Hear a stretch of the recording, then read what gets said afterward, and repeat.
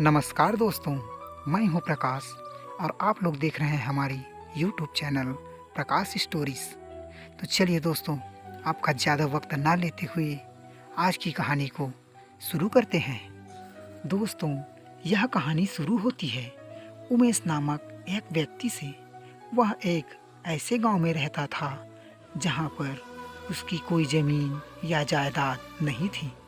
फिर भी वह कभी हार नहीं मानता था। उसके साथ उसका परिवार भी रहता था। उसके परिवार में उसकी 2 बच्चे, जिनका नाम किशोर और प्राची था। उसकी पत्नी नेहा भी उनके साथ ही रहती थी। उनकी जगह पर अगर हम होते तो कब से हार मान लें, पर फिर भी उमेश की परिवार ने कभी हार नहीं मानी। उनकी दैनिक परिस्थिति की बात करें तो वे इतने गरीब थे, अगर उस दिन उमेश काम नहीं करता है तो शाम को उनके घर भोजन नहीं बनता था। उमेश के दोनों बच्चे काफ़ी छोटे थे, तो वह दोनों गांव के ही एक स्कूल में पढ़ने जाया करते थे। दोनों बच्चे पढ़ने में बहुत होशियार थे, पर फिर भी उस स्कूल से उन्हें बार बार स्कूल यूनिफॉर्म को लेकर और स्कूल फीस को लेकर निकाल दिया जाता था। बेचारा परिवार अब करता भी क्या, ना ही उसके पास कोई ज़मीन थी, ना ही कोई जायदाद।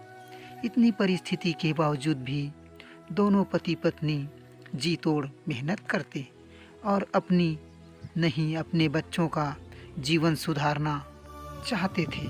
वे दोनों चाहते थे कि उनकी ज़िंदगी तो जैसे तैसे कट गई। उनके 2 बच्चे हैं, उनकी ज़िंदगी ऐसी नहीं कटनी चाहिए।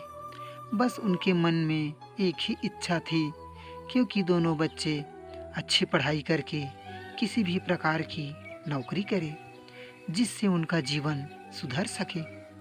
एक दिन की बात है, उमेश शाम को खाली हाथ लौटा और अपने घर के एक कोने में जाकर बैठ गया। उसके चेहरे पर परेशानियों की लकीरें उसकी पत्नी नेहा महसूस कर पा रही थी।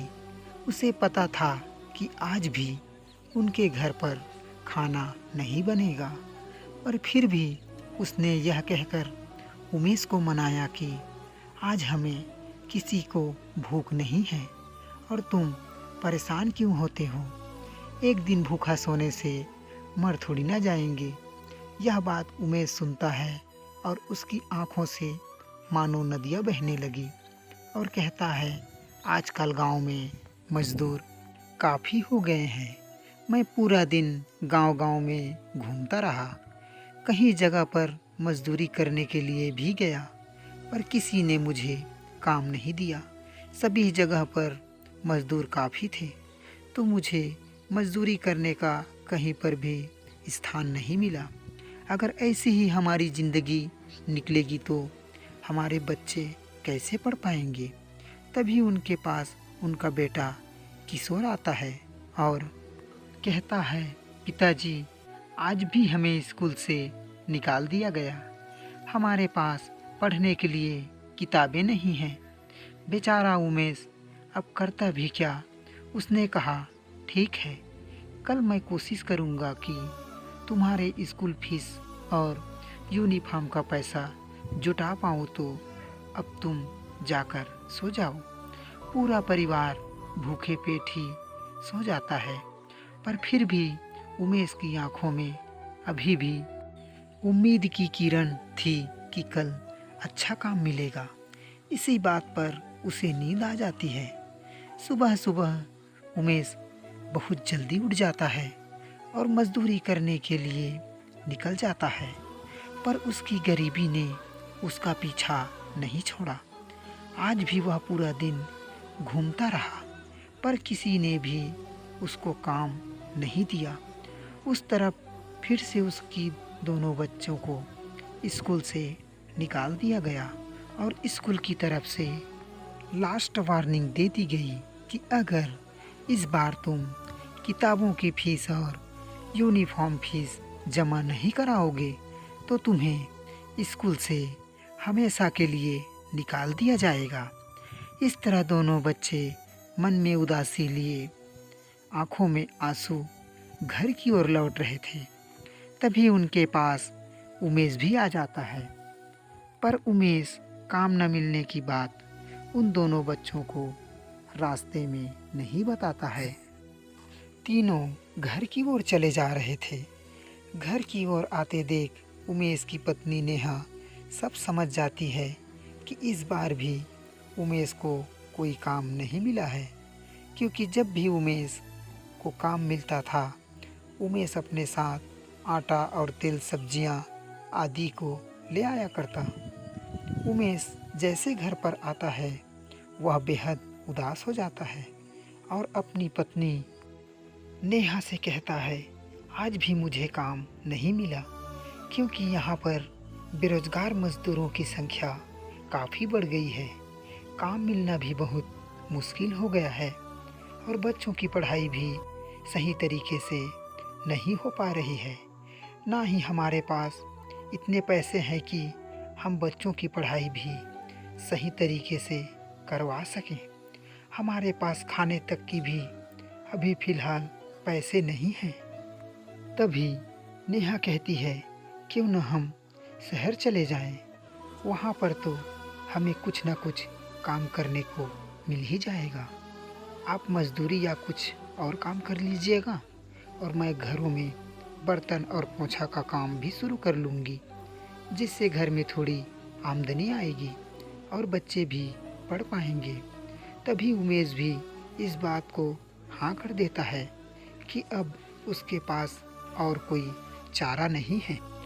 फिर भी वह हार नहीं माना, कहता है और एक नई जिंदगी की राह चलते हुए उमेश ने कहा, तुम कहती हो तो ठीक है, क्योंकि हमारे यहाँ पर भी हमारे पास ऐसा कुछ भी नहीं है कि हम दोनों पैसे कमा सकें। हमारे पास जो है सिर्फ यह घर ही है और इससे किसी भी प्रकार का गुजारा नहीं हो सकता है। और उमेश यह बात कहकर नेहा से कह, चलो ठीक है, कल मैं गांव के बड़े सेठ जी से बात करके घर को भेज देता हूँ और हम शहर चले जाते हैं। और उदास मन से कहता है, हमारी नहीं तो हमारे बच्चों की तो जिंदगी सुधर जाएगी। और दोनों रोने लगते हैं। उनको रोता देख उनके दोनों बच्चे भी उनके पास आते हैं और उनके भी आंखों से आंसू निकल आते हैं। इसके बाद क्या था, उमेश अपने घर के कागज लेकर गांव के बड़े नामी सेठ धनीदास के पास गया। धनीदास बेहद चालाक प्रवृत्ति का व्यक्ति था। उसने उमेश के घर का भाव मात्र 50,000 बताया, पर उस घर का दाम फिलहाल 1 लाख से भी ज़्यादा था। पर फिर भी उमेश ने खुशी खुशी अपने घर के कागज धनीदास सेठ को दे दिए और वह 50,000 लेकर अपने परिवार के साथ शहर में पैसे कमाने के लिए चले गए। दोस्तों, इस कहानी का अगले पार्ट को देखने के लिए हमारे YouTube चैनल प्रकाश स्टोरीज को सब्सक्राइब करें, घंटी को ज़रूर दबाएं, आने वाली कहानी की नोटिफिकेशन आपके पास सबसे पहले पहुंचे।